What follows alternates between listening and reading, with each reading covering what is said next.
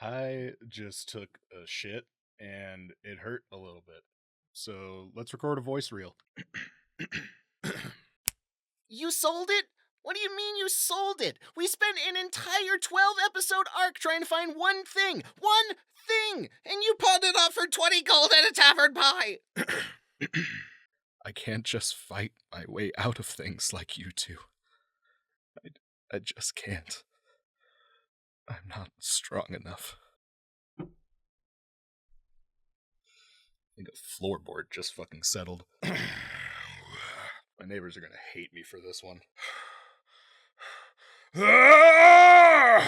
That was peeking all over the damn place. 6'2" man on his fucking tippy toes trying to adjust a microphone. Why won't you fight back? Come on, you damn coward! Hit me!